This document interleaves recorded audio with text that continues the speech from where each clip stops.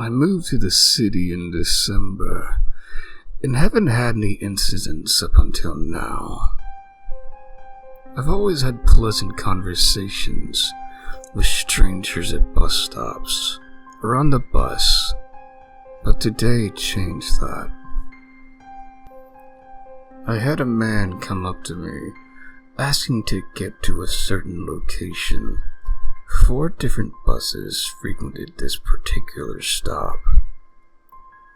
I helped a woman with the same thing a couple weeks prior, so I asked him where he was going, so I could pull it up on my phone and see what bus he needs to get on. He was taking my bus. And oh man, I waited 10 minutes with this guy. 10 very long, uncomfortable minutes. I was in this shelter because it was windy and cold. Mind you, I'm a 20-year-old woman who looks 16. This guy's around 30-something at most. We wrap up the conversation about what bus he needs to get on, and he keeps talking to me. Not weird, usually, but this guy's getting closer and closer to me. That's when I realized he wasn't the normal, chatty kind of fellow. He starts bumping up against me, his shoulder pressing into mine. I can feel his breath on my face. I step away, he steps closer. I step away, and I'm very uncomfortable, because he's backing me up into the shelter corner.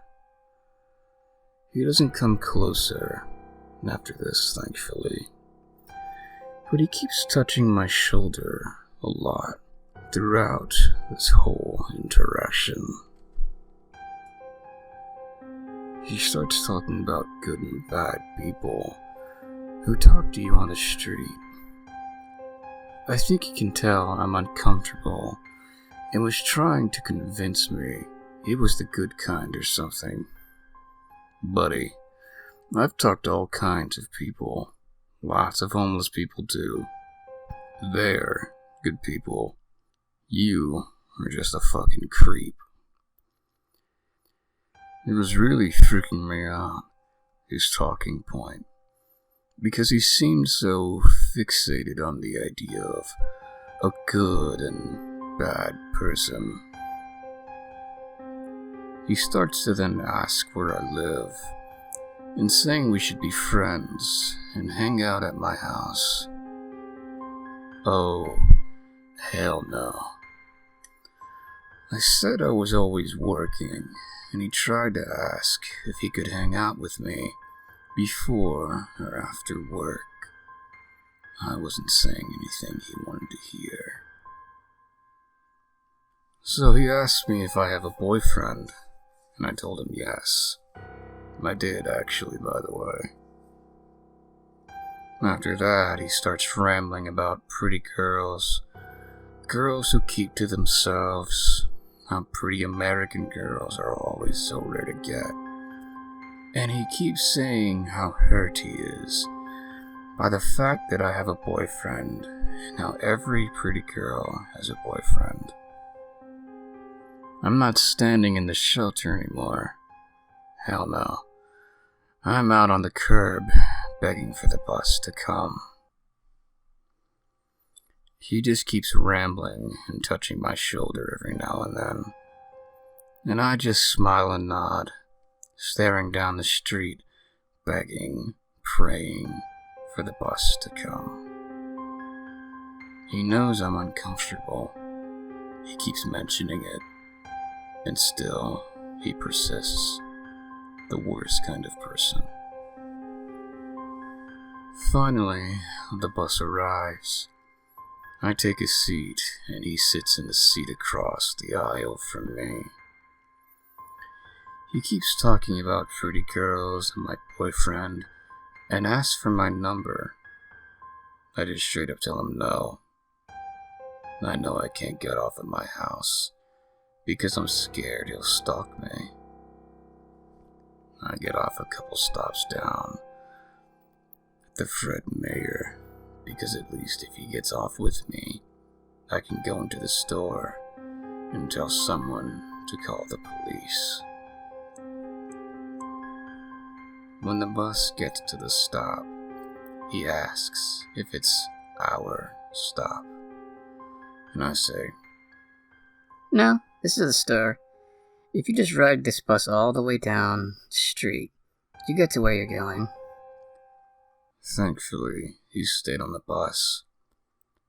I walked home from there. So, creepy guy at the bus stop, let's not meet ever again.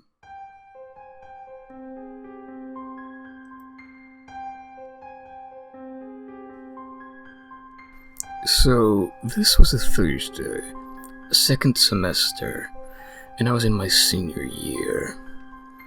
I had just gotten out of US history, and I was walking out of the building to my next class.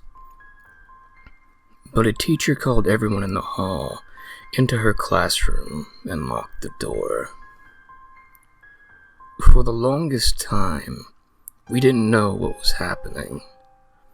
I was with two friends, and we were just talking. An hour passed, and we started getting uneasy. Someone in the room said it was a shooting as a joke. People on Facebook kept asking me what was going on. People were texting their parents to see if they knew what was happening.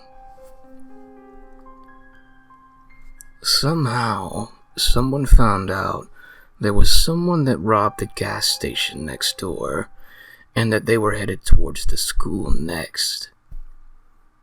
The way the campus is set up, there's 7 buildings, all labeled as letters. I was in building B, which happens to be the closest to the gas station.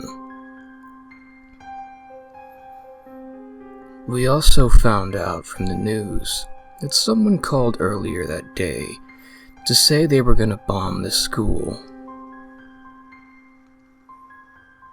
I'm a true crime junkie, I'd like to think. I would know what to do in situations like this. I'm pretty good under pressure. My philosophy is get out of danger and break down when you're safe. I've had to do just that a couple of times in the past. This wasn't any different. I knew that if there was a bomb, we would all be evacuated, and I knew that since there was someone with a gun coming to the school, all of us leaving the buildings, it would be easy to shoot us all. I tried to think of a plan. Where I was in the room was closest to the closet. I had desks around me, and I decided that if something happened, I would flip a desk over to hide and then get in the closet. Luckily, I didn't have to do anything because the guy was arrested on his way. By the time we got out of the lockdown, a lot of parents, news trucks, police, and ambulances were there. My mom was there with them. I had been panicking to her over text.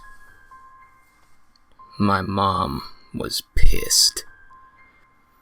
She had called the school to see about getting me because I was having a panic attack, and the truancy officer told her that she couldn't pick me up because of a panic attack and that nothing was happening as we were in an active lockdown.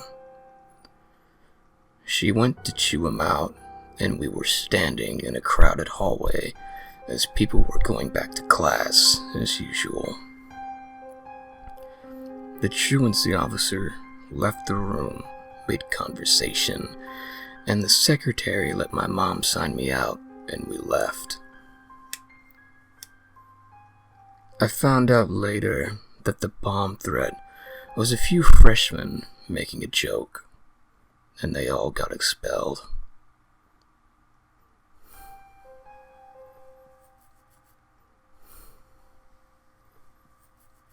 This happened a few years ago, while I was in my last year of university. I was studying abroad in a Latin American country. There were about 12 students total on the trip, all between the ages of 19 and 22. On our second day there, we split up into smaller groups to explore the old town area. We did have guides on this trip, but they gave us an hour or so to explore on our own. So the four of us, myself, Katie, Justin, and Brian, all went to get a drink as soon as we were free from the bigger group, as students that age do. After one drink, we left and on to exploring.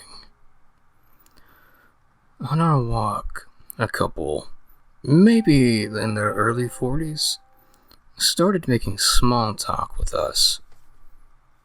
They spoke perfect English, but were telling us that they were local. That was the first red flag, as most locals there don't speak English very well, let alone without a strong accent. I'm pretty trusting by nature, and was in travel mode, so I didn't catch it until later. The couple starts asking us about how our time has been, and how long we were there for. Then, since we're making small talk, I mention I'm looking for a specific souvenir, and they both immediately jump on it, trying to be helpful. They say they know this great little bar, and they'll buy us all a drink, and tell me where the best place to get my souvenir is. We oblige, and follow them to a bar that doesn't look very tourist-friendly. We go inside, and they buy us all a drink. Then, the woman became very pushy about getting me to go with her to get the souvenir, while the group stayed with her husband. I asked her if she could just give me directions or the name of the place, but she insisted on showing me herself. Looking back, I'm not sure how I didn't find them shady yet. I was a bit tipsy and was excited to be in a new place, but Katie and Brian both looked concerned the whole time and barely touched their drinks. Finally, the couple got up from the table to get another round for me and Justin. Katie said, Guys, I have a bad feeling. I'm putting down cash for the drinks and we're leaving. I was confused, but went along with her. The couple got upset and started asking me to stay alone so I could follow them to the souvenir place. And that's when it hit me. They were trying to liquor me up and get me alone with them in an isolated place. We got out of there fast. Luckily, we never saw them after that, but were worried the rest of the trip that we could. Glad I had someone there with common sense, while mine was taking a back seat. So, to the couple who I'm pretty sure were trying to kidnap me or rob me, or even worse than that, let's not meet.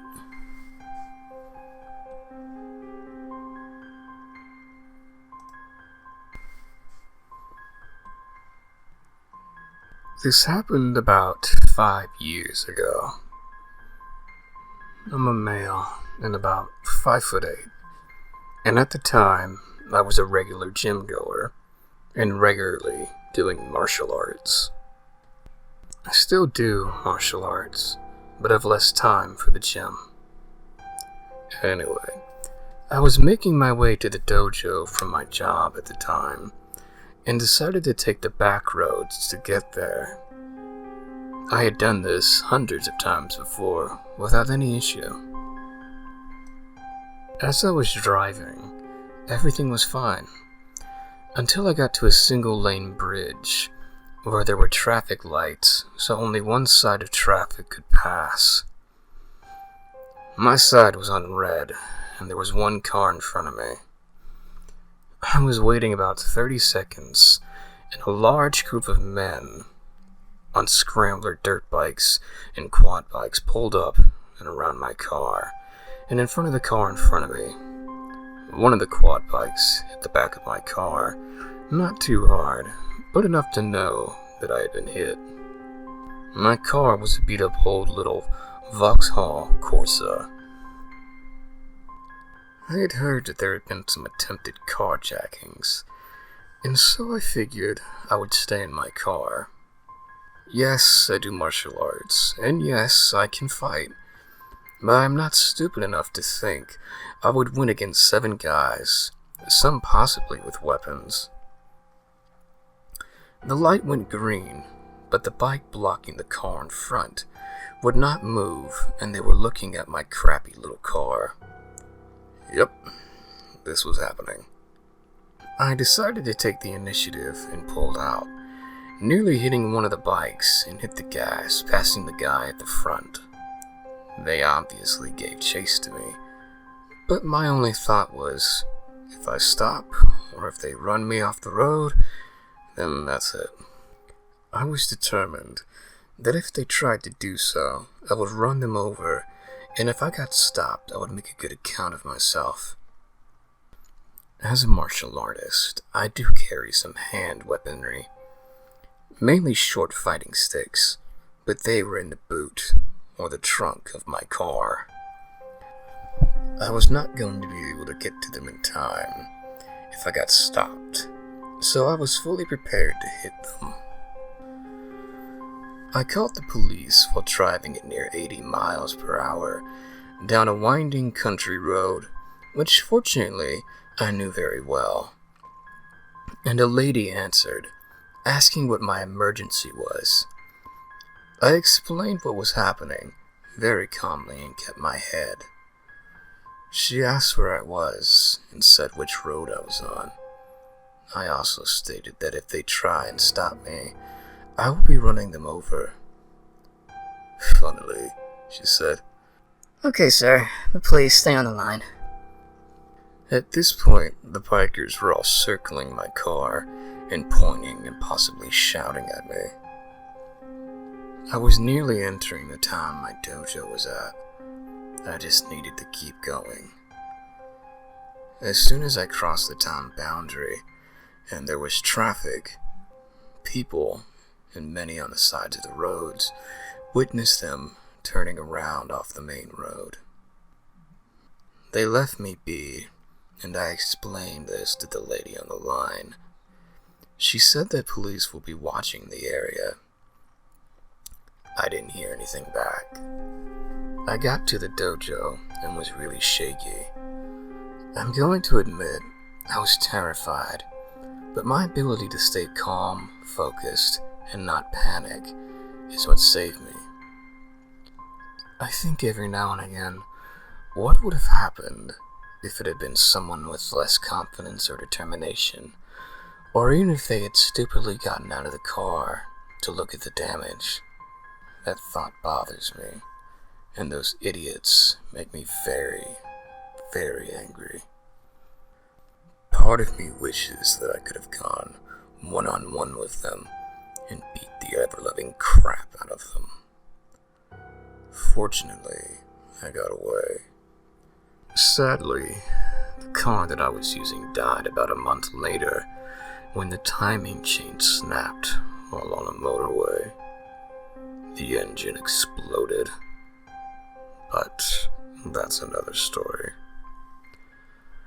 I did see them once more, but in the daytime. They came from a small gypsy camp, and they were going down another country road. They did not see me, and I never encountered them again. For anyone who asks, why didn't you report that to the police? The simple answer is that nothing would have been done. Travelers often get a wide berth from the police in my country.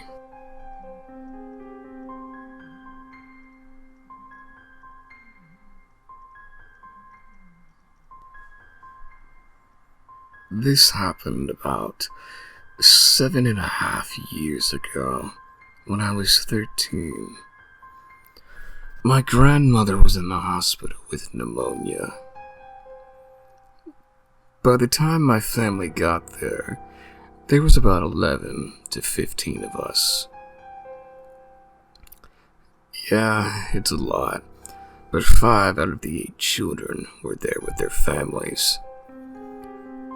After a little while, they told us we needed to leave so they could give her some shots.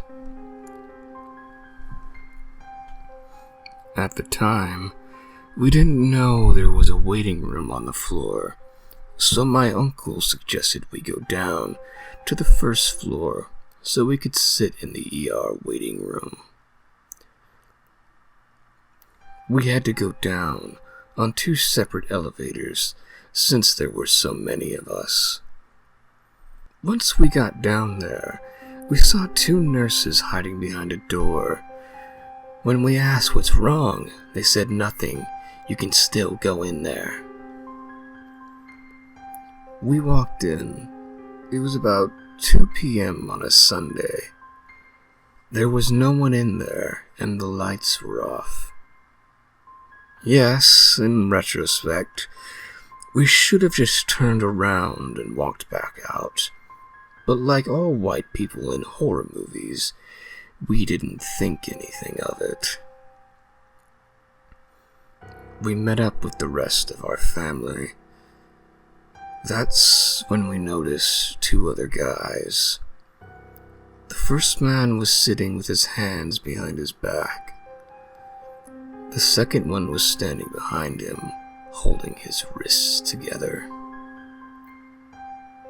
The man sitting was staring daggers right at me. After about 10 minutes of sitting and staring, a third man in a hospital security uniform came up and asked if we saw anything.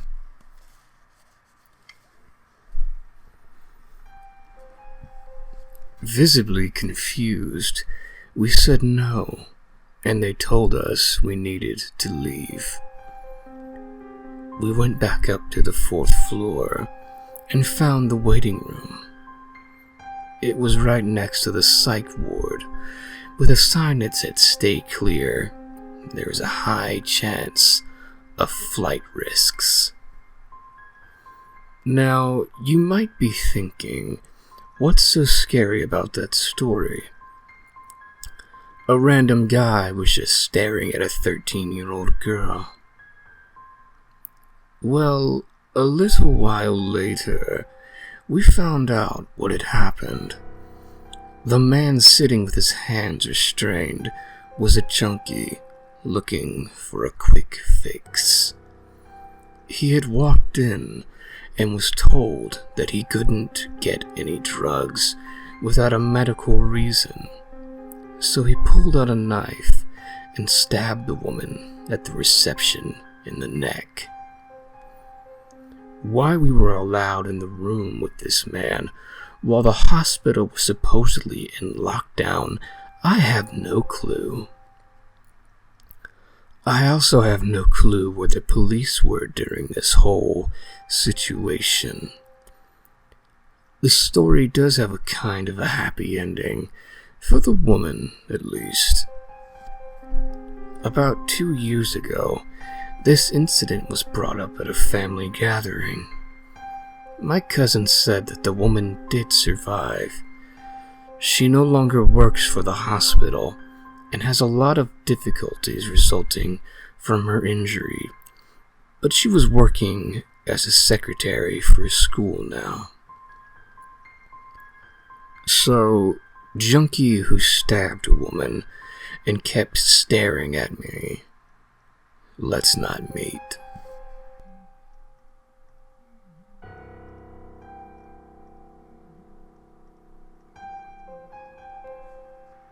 Thank you all for listening. Please, if you have not already, leave me a like and subscribe to this channel. Also, visit my gaming channel. The link will be in the description down below, along with the links to the stories I have read here today.